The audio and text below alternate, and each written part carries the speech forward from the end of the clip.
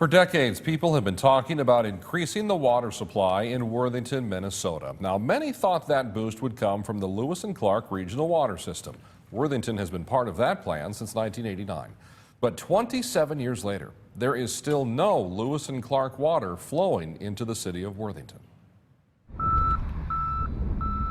Lewis and Clark was supposed to be funded by federal money, but those funds have mostly dried up, and when they do trickle in, it's usually enough to cover maintenance needs and not new water pipeline construction. You know, we say with Lewis and Clark, nothing is easy, and this legislative session is indicative of that. And Troy Larson is the executive director of the Lewis and Clark Regional Water System. He says this year, everyone in St. Paul, from Governor Dayton to both houses of the legislature, had an agreement to fund the $11.5 million needed to connect Worthington to the Lewis and Clark system. In football terms, we're at the 1 yard line, and we just need to get it pushed across the goal line, so we're so close.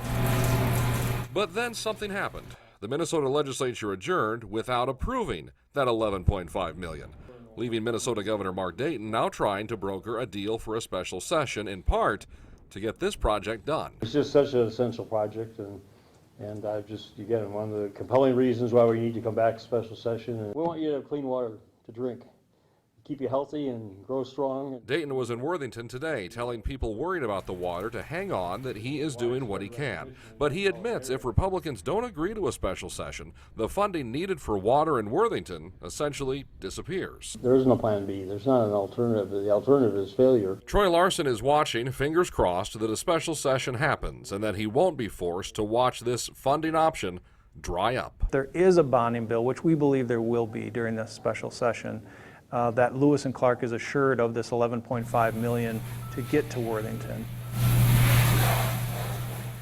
Now, Governor Dayton says he hopes to reach some type of compromise that would free up this Lewis and Clark funding. He also says he realizes in this political day and age that compromise is a bit of a dirty word.